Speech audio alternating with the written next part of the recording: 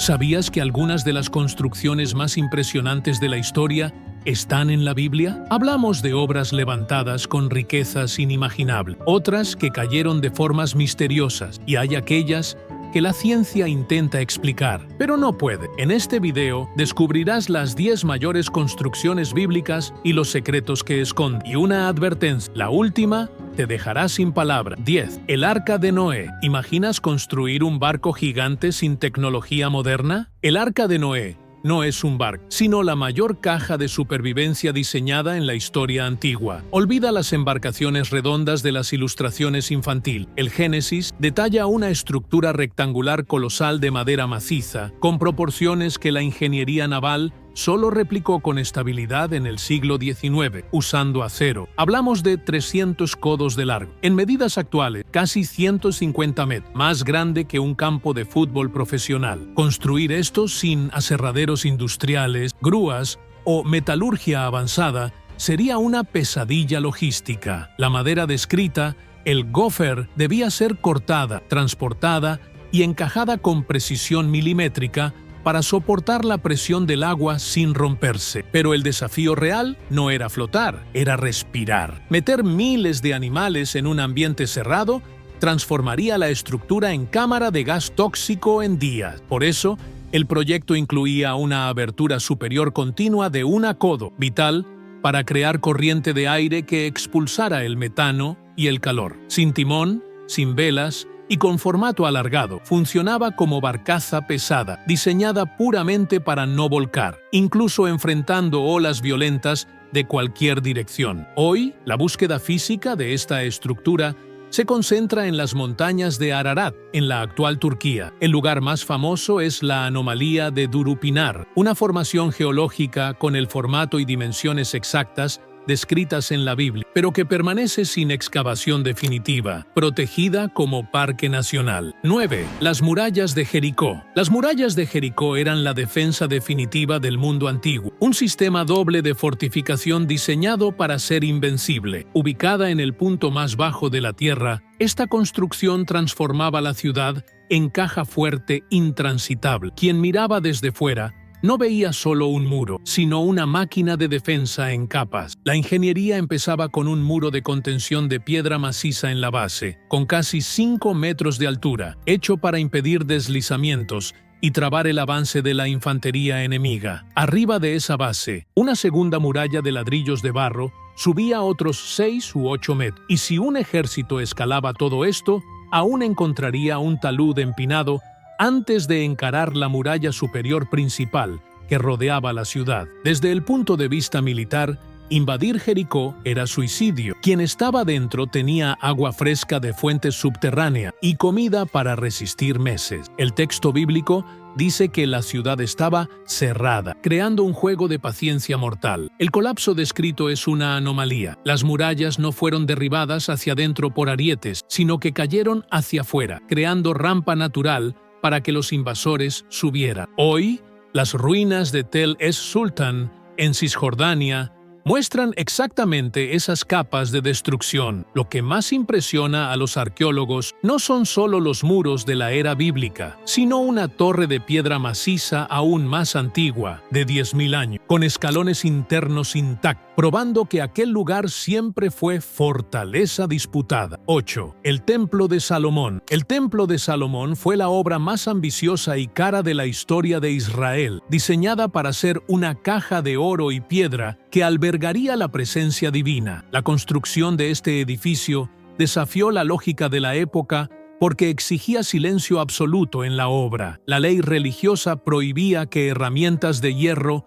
tocaran las piedras en el lugar sagrado. Esto creó un desafío de ingeniería insano. Cada bloque de caliza, pesando toneladas, debía ser cortado y medido con precisión quirúrgica a kilómetros de distancia, en la cantera subterránea. Si una piedra llegaba a la cima del monte Moriah y no encajaba, no había cómo ajustar. El error sería fatal. Miles de trabajadores operaban como reloj para montar este rompecabezas gigante sin hacer ruido de cincel. Por dentro, la estructura era aún más impresionante. No se veía piedra. Paredes, techo y piso Eran revestidos de cedro noble y cubiertos con láminas de oro puro. Sin ventanas en el santuario principal, la luz de los candelabros reflejaba en el oro, creando un ambiente que parecía un sol sólido por dentro. Todo esto fue levantado para durar la eternidad, pero 400 años después, los babilonios incendiaron la madera y desmontaron las piedras para saquear el metal precioso. Hoy,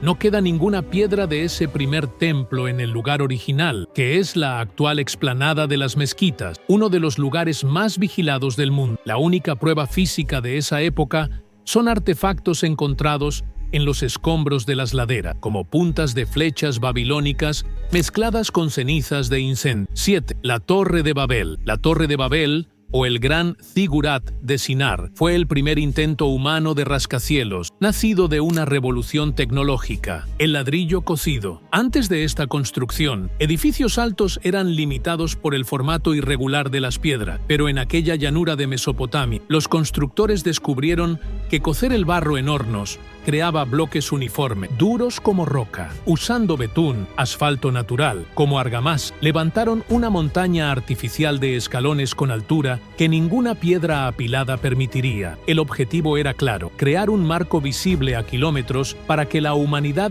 no se dispersara, un monumento centralizador que tocaría los cielos. La obra exigió millones de ladrillos y coordinación en masa nunca vista. El fin del proyecto no vino por falla estructural, sino por el colapso de la comunicación entre los trabajadores. La obra paró y la torre inacabada quedó como esqueleto gigante en el horizonte, siendo lentamente desmontada por generaciones que robaban sus ladrillos para construir casas. Hoy no existe ruina que podamos señalar con certeza absoluta como la Torre de Babel. Lo que la arqueología confirma es que los zigurats gigantes, hechos con la exacta tecnología de ladrillo cocido y betún descrita en la Biblia, eran el estándar de aquella región, y sus bases erosionadas aún marcan el paisaje del Irak moderno. 6. La montaña artificial de Herodes. Muchos piensan que el templo de Salomón fue la cima, pero en nuestra lista, lo que vino después hizo que el original pareciera maqueta. Estamos en el año 20 a.C.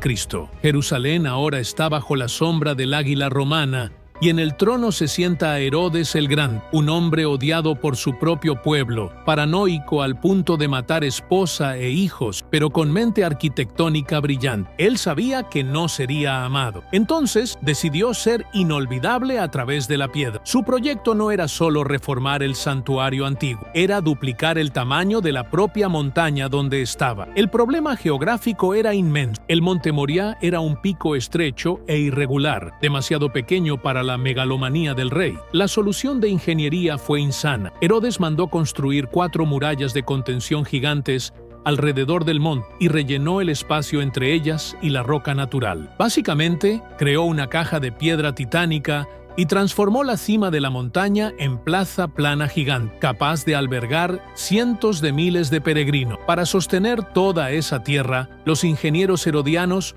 cortaron bloques de caliza que desafían la lógica moderna. No usaban argamasa o cemento. Las piedras eran cortadas con tal precisión que ni una hoja de papel pasaba entre ellas, y el propio peso las mantenía en su lugar. Algunas pesan más de 500 toneladas. Mover un monolito así sin grúas hidráulicas exigía un sistema complejo de polea, rieles de madera y fuerza bruta humana que los historiadores aún debaten cómo funcionaba exactamente. El ruido de la construcción resonó por la ciudad durante 80 años, mucho después de la muerte del rey. Era una obra tan blanca y adornada de oro que, según relatos de la época, quien mirara directamente bajo el sol del mediodía quedaba ciego momentáneamente. Si crees que la historia deja rastros que ni el tiempo borra, comenta ahora: la historia está viva. Toda esa gloria, sin embargo, tenía un blanco en la espalda. En el año 70 después de Cristo, las legiones romanas, cansadas de rebeliones, no solo incendiaron la ciudad, sino que desmontaron la estructura piedra por piedra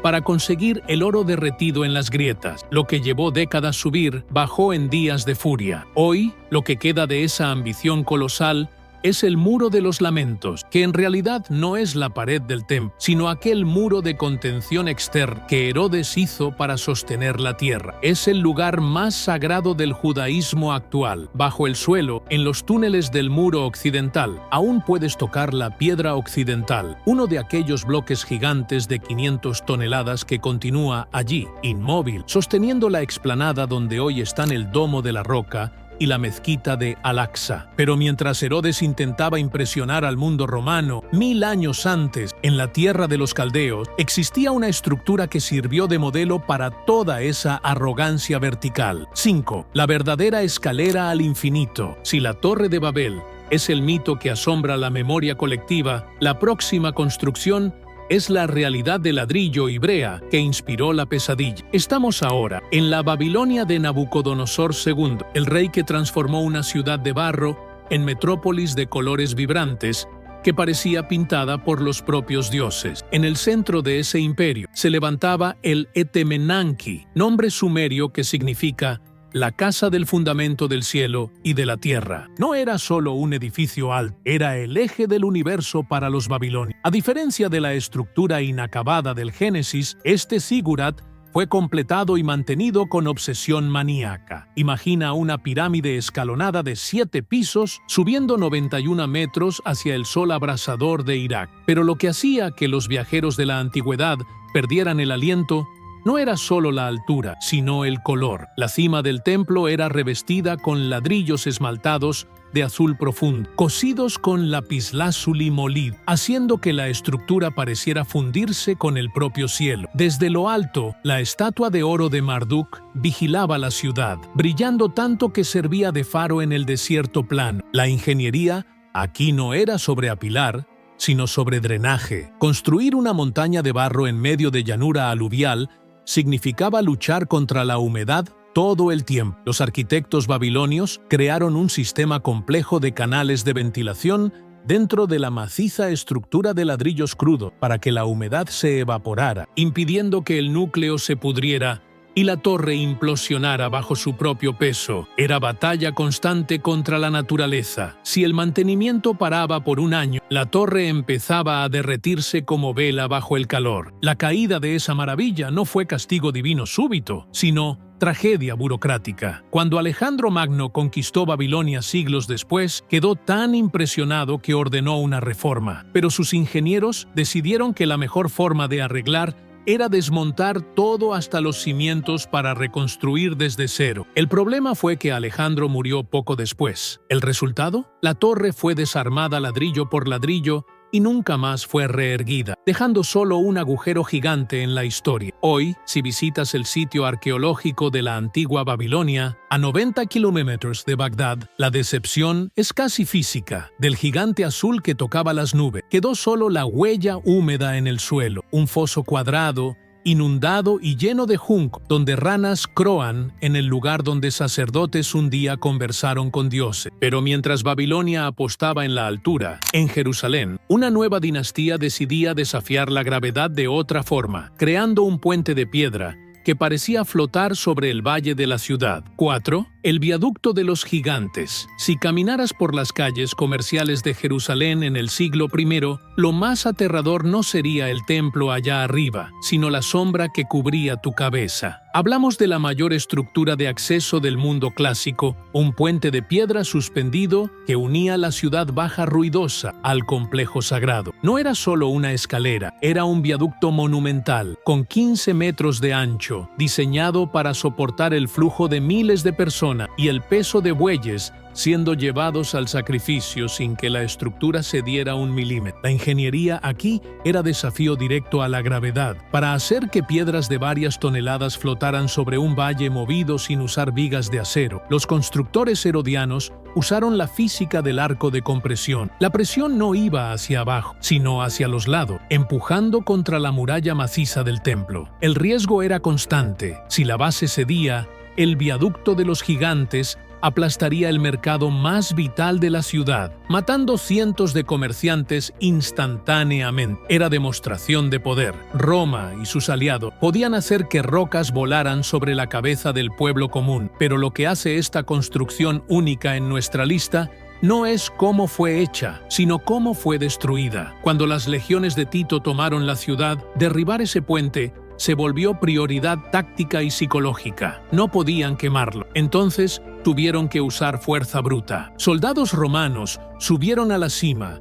y, usando palancas de hierro, empujaron las piedras angulares hacia el abismo. El impacto fue tan violento que los bloques no solo se rompieron en el suelo, perforaron la pavimentación de la calle, hundiéndose en el sistema de alcantarillado abajo. El ruido de esas piedras cayendo señalizó el fin del comercio y de la vida cotidiana en la ciudad por siglos. Hoy, ese lugar es conocido como el Arco de Robinson, pero el nombre engaña. Si visitas el rincón sudoeste del Muro de los Lamentos, verás solo el muñón del arco saliendo de la pared, la piedra de arranque que quedó presa en la muralla. ¿El resto desapareció? No, las piedras que los romanos derribaron aún están allí, amontonadas en el piso de la calle Herodiana original. Puedes ver la calzada antigua aplastada y hundida por el peso de la caída, escena del crimen congelada en el tiempo que la arqueología decidió no limpiar para mostrar la violencia de aquel día. Pero mientras ese arco exhibía su grandeza para que todos vieran, existía en Jerusalén otra estructura, mucho más antigua y controversial, cuya función era exactamente lo opuesto: quedarse escondida y sostener todo en secreto. 3. El cimiento invisible de David. La Biblia cita una construcción llamada Millo repetidas veces como vital para la seguridad de Jerusalén, pero por siglos nadie sabía decir si era torre, castillo o búnker. La verdad es que el Millo probablemente no era un lugar donde entrabas, sino la única cosa que impedía que la ciudad entera se deslizara montaña abajo. Estamos en el año 1000 a.C., justo después de la conquista de la fortaleza de Jebús por el rey David. El problema geográfico era una pesadilla. La ciudad de David original no estaba en la cima plana donde está la ciudad vieja hoy, sino en una cresta de roca estrecha y empinada, apretada entre dos valles profundos. Vivir allí era lucha constante contra la gravedad. Para expandir la ciudad y construir un palacio digno de un rey, no había terreno plano suficiente. La solución de ingeniería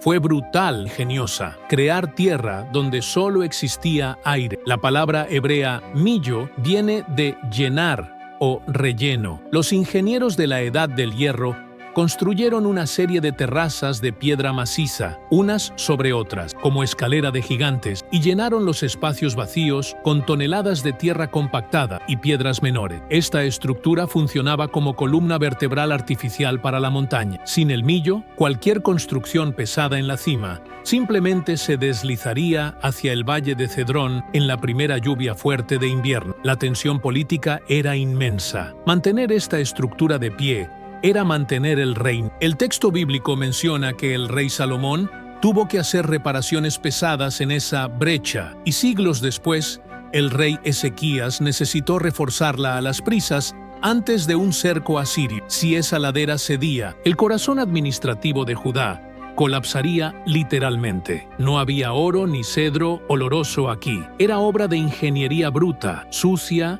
y esencial, hecha para aguantar presión, no para ser bonita. Era el secreto sucio que permitía el lujo allá arriba. Hoy, si visitas el Parque Nacional de la Ciudad de David, al sur de las murallas actuales, vas a dar con la probable identidad del millo. Arqueólogos excavaron una estructura de piedra escalonada gigante, con la altura de un edificio de 5 pisos, que desciende por la ladera del cerro. Es la mayor estructura de la Edad del Hierro jamás encontrada en Israel. Estar en la base y mirar hacia arriba da noción real del esfuerzo titánico necesario solo para crear suelo estable en aquella topografía hostil. Pero mientras el millo sostenía la complejidad de la capital, en los campos abiertos cerca de una aldea pequeña existía una torre solitaria con función mucho más simple, pero con significado que atravesaría milenios: la centinela de los corderos. Después de ver fortalezas que bloqueaban ejércitos y templos cubiertos de oro, la próxima construcción parece pequeña, casi insignificante, pero no te engañes. Para la economía religiosa de Jerusalén, esa torre rústica en los campos de Belén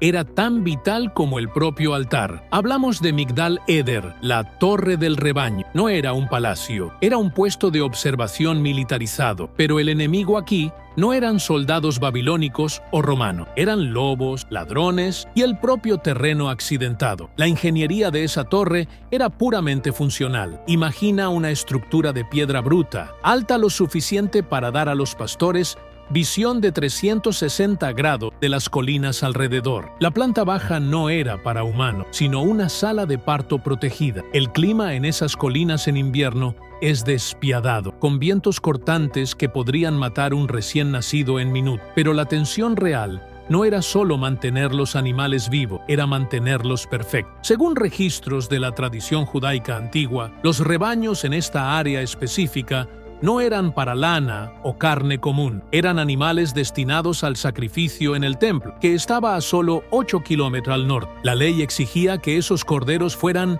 sin defecto. Un rasguño, una pata rota o una cicatriz tornaba el animal inútil para el culto. Por lo tanto, los pastores que operaban en esa torre no eran campesinos comunes, sino técnicos especializados que debían garantizar que el producto llegara inmaculado a Jerusalén. La torre funcionaba como incubadora de alta seguridad. Era allí que los corderos recién nacidos eran inspeccionados y, curiosamente, envueltos en fajas de tela para evitar que se hirieran al intentar ponerse de pie en las piedras. Práctica de protección industrial de la época. Hoy, la ubicación exacta de Migdal Eder es uno de los grandes debates de la arqueología bíblica. No existe placa diciendo aquí estaba la torre. Sin embargo, en la aldea moderna de Beit Sahur, en las afueras de Belén, excavaciones revelaron ruinas de antiguas torres de vigilancia agrícola y complejos monásticos bizantinos construidos sobre cuevas de pastores, marcando la memoria del lugar. Lo que vemos hoy son campos rodeados por urbanización, donde piedras antiguas aún sirven de abrigo, recordando una época en que la pureza de un cordero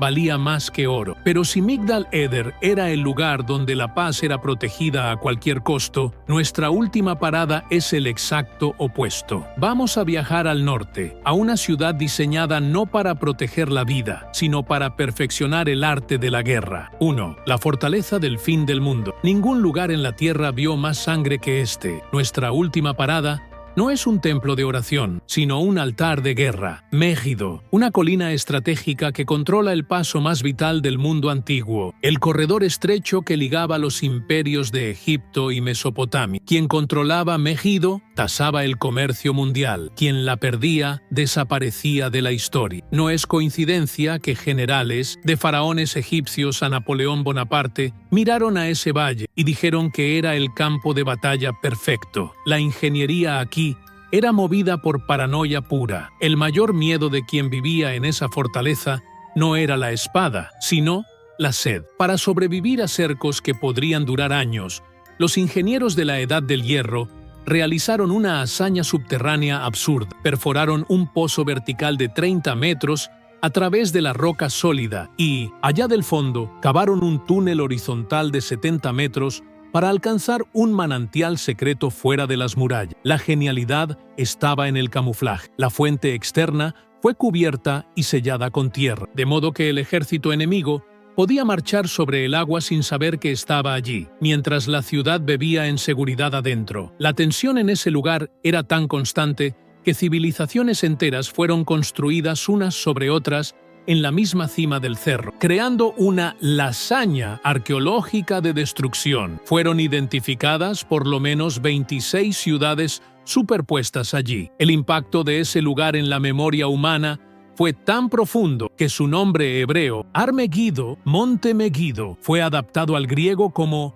Armagedón, transformando una base militar real en el símbolo universal de la batalla final entre el bien y el mal. Hoy, Megiddo es un parque nacional en el norte de Israel. La cima de la colina revela ruinas de establos que albergaban cientos de caballos de guerra y los restos de portones monumentales de la era de Salomón. El destaque, sin embargo, es que aún puedes descender la escalera antigua y caminar por el túnel de agua oscuro, sintiendo la humedad y el eco del miedo que construyó aquella maravilla de supervivencia. Haz clic aquí en la pantalla para ver el video sobre las guerras olvidadas que moldearon la Biblia.